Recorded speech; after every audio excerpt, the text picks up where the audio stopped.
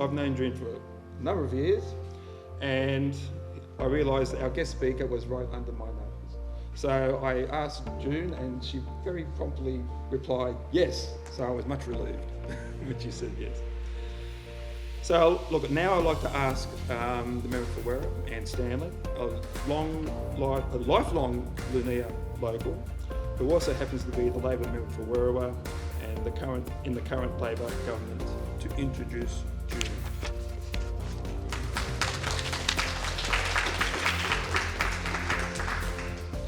Thank you, Glenn, very much. Her involvement in so many organisations over the years stems from a single motivation: her desire to give her time, her energy and her best in pursuit of a better community. She's given so much to our community and truly deserves the awards that she's accumulated over the years, including the Medal of the Order of Australia and acknowledgement for Liverpool Council on numerous times. It is my deep pleasure to introduce Mrs. June Young for her lecture.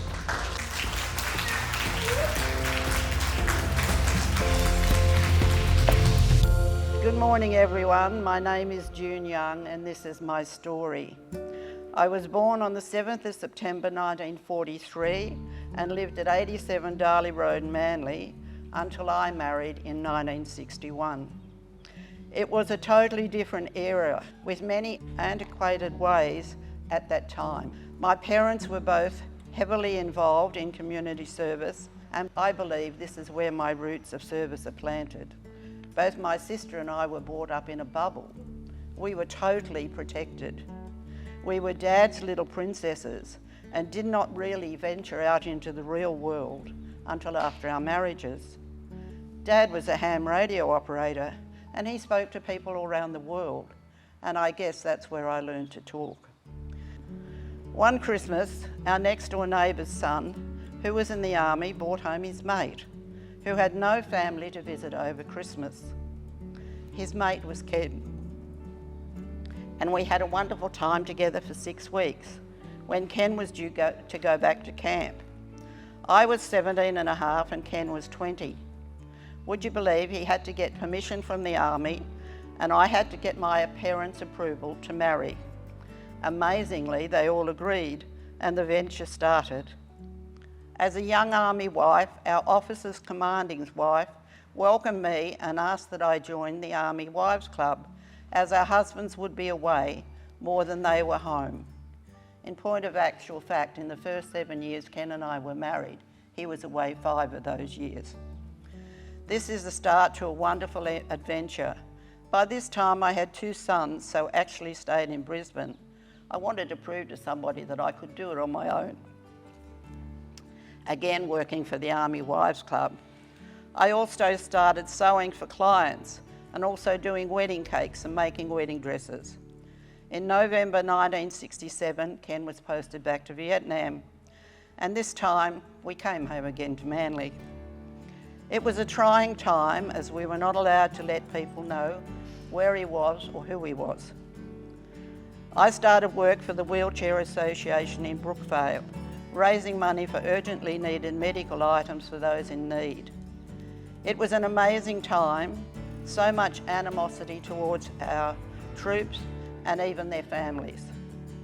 I took on a Chinese trade store for the 2nd year and started to import fabric and items not available in New Guinea for our families.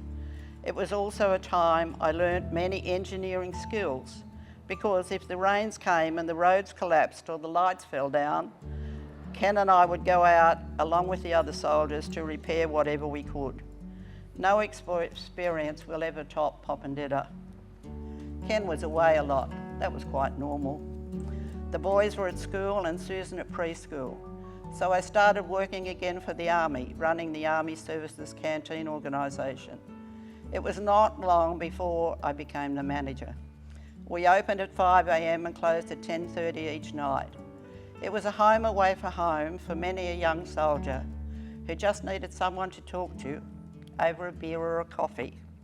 Ken retired from the Army in 1979 and said to me, "You have followed me for the last 20 years. Now what would you like to do?" I simply said I would like to open a ballet and theatre shop. Ken nearly fainted. Ken went on to work for Fairfield Council as the roads engineer and bridge engineer, and we opened our first shop in the NRA Plaza next to Liverpool School called Stage Struck.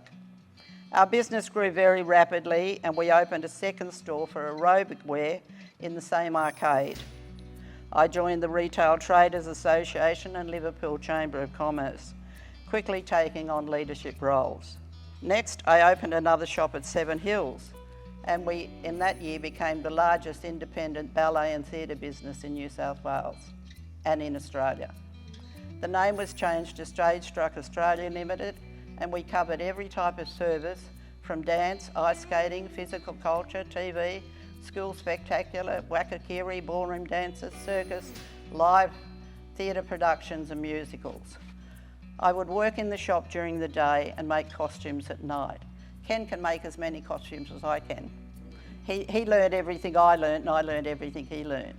In the year 2000, after doing costumes for the Olympic Games, I put the business on the market as I felt I could not top the Olympic Games.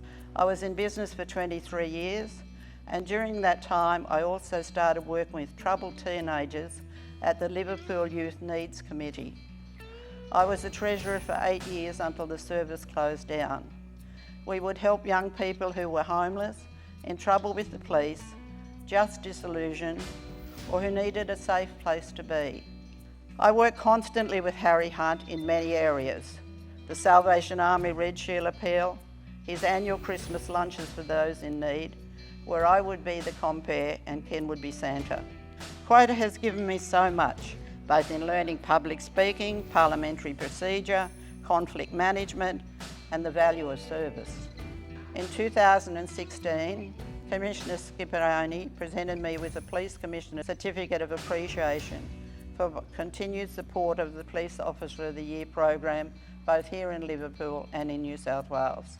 Once again, I worked Harry Hunt to organise the fundraising events for Rotary, the biggest being the flood relief program for Broken Hill. We raised $55,000 on the night, and then we did another for the Queensland flood relief, along with other services for the homeless and disadvantaged. I have now moved to Liverpool West Rotary. It is very hard to leave an organisation you've been with for 25 years. Before this time, it was only service personnel who could be legatees. But when Legacy formed a foundation 25 years ago, they accepted women. And guess what? I was the first. Sometimes I feel a bit like a mentor and hope I can pass on my knowledge to these amazing business people. This year I was inducted as the #1 recipient of the Liverpool Hall of Fame. It should have been Harry Hunt, but we lost him last year. It should have been his honour, but I've got it. This is a snapshot of charities I have worked with for the Autism Advisory Service, Miracle Babies, the Shepherd Centre, Ingham Institute, Cancer Councils, Escobad, Arthritis Society, Red Cross Calling, Salvation Army, and I hope you've enjoyed my story. I have received many rewards, too many to talk about, but none of it would have been possible had I not had the amazing people working alongside me. No one can do it on their own. You need wonderful people supporting you, amazing committees, devoted human beings, spurring you on every minute of the way. Of course, my husband of 62 years, a man who had a terrible start in life, the man who taught me every little thing you do makes a difference, and my amazing family. My 3 children who have all served their country in uniform, and they are amazing. Liverpool has been a special part of my life. Our community has provided me with an outlet for such amazing opportunities, for friendship, and I can never do enough to give back to this amazing city. Thank you.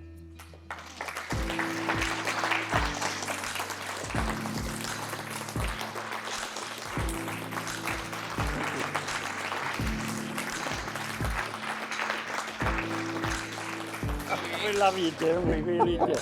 How many years have I known you now? No, we won't go into that. Lots of years, Peter. Lots of years. Yeah, we have. Great admirer of June. I've been to many functions and high teas that she's organised. I've been with Fairfield RSL for 40 years, so I've known June a long time through Youth Club, Women's Auxiliary now that I'm part of, sub-branch. So yeah, she's just an amazing person, really someone to look up to. I was running the Geb balls at Fairfield RSL. I had June as a matron of honour. Then she became one of the guests of honour. So yeah, it's just, I think she's very inspiring to all of us to just help volunteer and be part of things. So great speech, June. Love you to bits.